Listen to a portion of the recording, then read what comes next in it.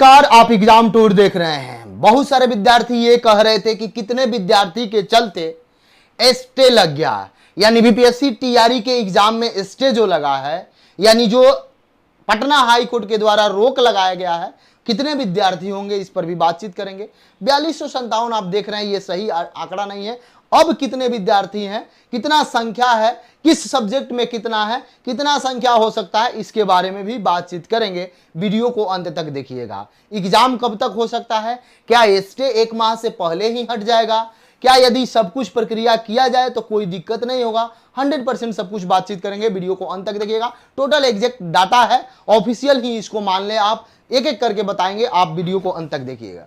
यहां पे ध्यान दीजिए, कुल सीटें जब ये भर्ती निकाली गई थी, यानी कि इस बहाली को करना था, उस समय टोटल सीट निकाला गया था 4257, यानी गेस्ट टीचर 11-12 के लिए चाहिए 4257 शिक्षक की डिमांड की गई थी। और उसके बाद विज्ञापन संख्या की बात कीजिएगा तो आपसे बता दें, विज्ञापन संख्या नहीं, मेमो संख्या 51 था। और सब्जेक्ट की बात कीजिएगा, किस किस सब्जेक्ट के लिए, तो अंग्रेजी के लिए मांगा गया था, गणित यानी मैथमेटिक्स के लिए मांगा गया था, भौतिक यानी फिजिक्स के लिए मांगा गया था, केमिस्ट्री के लिए मांगा गया था, जूलॉजी, बोटनी इत्यादि के लिए डिमांड किया गया था। मेरी जानकारी में जो मिला, मैं जो बहुत सारे विद्यार्थी से बातचीत किया, वो लोग जो बताए उसके बाद ये सब डाटा दिया गया है। जो विद्यार्थी केस लड़े थे उन लोगों से भी बातचीत किया गया। प्रयास हो रहा है कि वकील साहब का भी इंटरव्यू लिया जाए, उनसे बातचीत हुई है। आगे देखिए कब समय मिलता है। यानी ये सब आप देख सकते हैं। टोटल यहां पे बताया गया है। मेमो संख्या 51 था, विज्ञप्ति जो निकाली गई थी, और उस समय यही डिमांड हुआ था कि इतना टीचर हमको चाहिए। आगे आते हैं, अगला देखिएगा। अब यहां पे आप थोड़ा सा ध्यानपूर्वक देखिएगा। फाइनल जो रिजल्ट आया था, कब आपका आया था, तो 18/5/2018 को फाइनल रिजल्ट दिया गया था। यानी कि फाइनल रिजल्ट आपका आया था। मेमो संख्या रिजल्ट का आपका 264 था। आगे आइएगा, फाइनल योगदान कब हुआ था, तो 13/7/2018 को इन लोगों का फाइनल योगदान हुआ था। यानी कि 13/7/2018 को ये लोग फाइनल योगदान किए थे। बहुत सारा ऐसा सब्जेक्ट था जिसमें कि पूरा टीचर नहीं मिले, जिसके कारण से लगभग 400 पद खाली रह गया था। यानी कि आप 400 से 500 के आसपास मान सकते हैं, लेकिन जो डाटा एक है, हम थोड़ा सा कम ही डाटा उठाए हैं, तो 400 पद मान लेते हैं। अब थोड़ा सा ध्यान दीजिए, अब आप समझिएगा इस बात को जो बताया जा रहा है। यहां पे देखिए, टोटल 4200 के आसपास सीट मानते हैं, 500 इसमें कम था, यानी कि 3500 के आसपास ज्वाइनिंग हुआ था। टोटल कितना ज्वाइनिंग हुआ था, 3500 के आसपास बच्चे ज्वाइनिंग किए थे, और सभी प्रक्रिया से ये लोग गुजरे थे। जिस तरीका से शिक्षक की बहाली होती है, जिला वाइज करके, सब्जेक्ट वाइज करके, उसके बाद आपका आरक्षण का नियम पालन करके, महिला के लिए अलग, पुरुष के लिए अलग, general, OBC, SC, ST, EWS सबका करके, सॉरी ईडब्ल्यूएस बोल रहा है, सब कुछ करके उसके बाद लिया गया था। यानी कि सभी लोगों को इसमें वरीयता दिया गया था, हर कैटेगरी का, ईडब्ल्यूएस को लेकर, ईबीसी लेकर, यानी सबको दिया गया था। जो एक नियम प्रक्रिया होता है आरक्षण का, उस तरीका से किया गया था। कई ऐसा सब्जेक्ट था साइंस का जिसमें कि महिला अभ्यर्थी नहीं मिली थी, खासकर एससी एसटी का सीट खाली रह गया बहुत सारा, पुरुष का भी रहा और बहुत महिला का भी रहा, क्योंकि उस समय वहां पे एजुकेशनल क्वालिफिकेशन उन लोगों के पास नहीं था, आवेदन नहीं आए थे। अब यहां आइए, टोटल बता रहे हैं। यहां तक तो समझ गए, 400 सीट खाली रहा, लगभग 3500 के आसपास ज्वाइनिंग हुआ। अब आगे आते हैं। एस्टेट जिनके पास था, जो विद्यार्थी एस्टेट पास थे, एस्टेट उनके पास था, योग्यता था, उसमें से लगभग 500 विद्यार्थी छठे चरण में योगदान कर लिए। यानी कि छठा चरण का जो भर्ती आया, उसमें उन लोगों का सिलेक्शन हो गया। लगभग 500, 3500 ज्वाइनिंग किए, जिसमें से 500 निकल गए। यानी बचे कितना, लगभग 3000 के आसपास विद्यार्थी बचे। यानी 3000 विद्यार्थी बचे। इसमें अब आइएगा थोड़ा सा, बीपीएससी टीआरई 1 में तो कम सिलेक्शन हुआ, लेकिन टीआरई 2 में इनका सिलेक्शन ठीक ठाक हुआ। यानी लगभग 1000 के आसपास सिलेक्शन इनका हुआ था। टीआरई 1 और टीआरई 2 मिला लें, यानी गेस्ट टीचर की बात कीजिएगा तो 4257 पद की भर्ती निकाली गई थी, जिसमें 3500 के आसपास भर्ती को पूरा किया गया था। बहुत सारे ऐसे सब्जेक्ट थे जिसमें बात करिएगा, इंग्लिश के सभी शिक्षक मिल गए थे, मैथ्स वगैरह के मिल गए थे, बोटनी, जूलॉजी, फिजिक्स केमिस्ट्री इसमें कम कम शिक्षक मिले थे, महिला शिक्षक इसमें और कम मिली थी। महिला शिक्षक की बात कीजिएगा तो जब कैटेगरी में जाइएगा तो ईडब्ल्यूएस हो या ईबीसी हो या एससी एसटी हो, इसमें महिला थोड़ा सा कम मिली थी उस समय। ईडब्ल्यूएस में हालांकि अंत तक मिल गई, लेकिन इसके अपेक्षा और सब में थोड़ा ज्यादा खाली रहा था।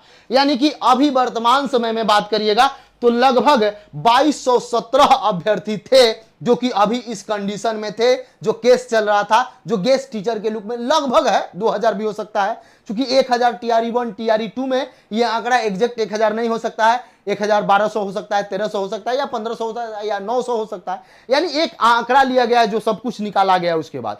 तो गेस्ट टीचर 2000 के आसपास बचे थे। अब इस 2000 में जब आप जाइएगा, क्योंकि छूट उनको क्या मिला है, 5 अंक मिलेगा। ये नहीं बोला गया है कि आयु में छूट मिलेगा, ये नहीं बोला गया है कि उनके पास स्टेट का डिग्री नहीं है तो वो जा सकते हैं, ये नहीं बोला गया है कि उनके पास योग्यता नहीं है तो भी जा सकते हैं। उनको केवल छूट मिला है कि 1 साल का एक्सपीरियंस है तो 5 अंक, 2 साल का एक्सपीरियंस है तो 10 अंक, 3 साल का एक्सपीरियंस है तो 15 अंक, 4 साल का एक्सपीरियंस है तो 20 अंक, 5 साल का एक्सपीरियंस है तो 25 अंक। क्योंकि अन्य राज्य में मिला है, उसी को आधार मान के उनका वकील ने डील किया और उसके बाद वहां आदेश आया। अब देखिए, ये तो संख्या हो गया, लेकिन इसमें जब आप आइएगा तो बहुत सारे विद्यार्थी ऐसे हैं जिनका 38 बरिस एज हो गया, बहुत सारे ऐसे विद्यार्थी हैं जिनके पास स्टेट का डिग्री नहीं है।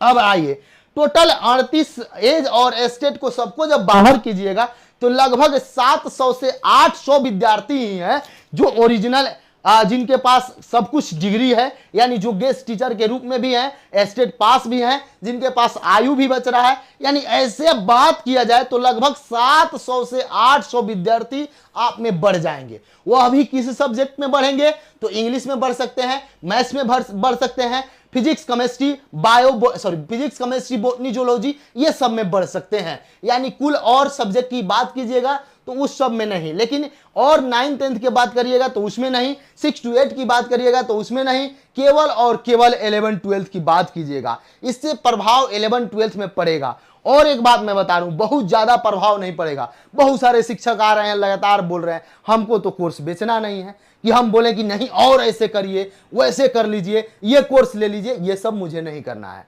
हम आपको इन्फॉर्म करते हैं, हम आपको सब सच्चाई बताने का प्रयास करते हैं। तो ये डाटा है लगभग 700 से 800 है। अब इसमें 700 से 800 की जो बात करते हैं, इसमें आप देखिएगा तो इसमें सभी प्रकार के विद्यार्थी मिलेंगे। ये जनरल महिला पुरुष दोनों मिलेंगे, ईडब्ल्यूएस महिला पुरुष दोनों मिलेंगे, उसके बाद ओबीसी महिला पुरुष दोनों मिलेंगे, BC1 महिला पुरुष दोनों मिलेंगे, BC2 जो बिहार में ओबीसी को बांटा गया है, SC ST महिला पुरुष दोनों मिलेंगे, यानी उसके बाद OH मिलेंगे। यानी सबको बांटिएगा तो 700 से 800 में बटेंगे। अब बात करिएगा तो इंग्लिश सब्जेक्ट में भी बचेंगे, केमिस्ट्री में भी बैठेंगे, या फिजिक्स में भी बैठेंगे, बायो में, बॉटनी जूलॉजी सब में बैठेंगे। यानी कि ये सबको बांटना पड़ेगा। ये नहीं है कि 700 किसी एक सब्जेक्ट के लिए हैं। लगभग 700 से 800 विद्यार्थी को इसमें न्याय मिला है। वही विद्यार्थी आपको फाइट करेंगे। बहुत सारे ऐसे सब्जेक्ट हैं जिसमें आवेदन आपका कम हुआ है, ये बात आप जानते हैं। 11 12th में 11 12th का आवेदन का संख्या भी आप जानते हैं, लगभग एक गुना के आसपास है, उसी के आसपास थोड़ा सा। यानी कि इस तरीका से देखा जाए तो बहुत ज्यादा कंपटीशन नहीं, लेकिन आपको पढ़ना पड़ेगा। मान लीजिए किसी को 55 अंक आ रहा है, किसी को 60 अंक आ रहा है और उसको 20 अंक मिल गया तो उसका 80 हो गया, लेकिन आपको 80 लाना होगा।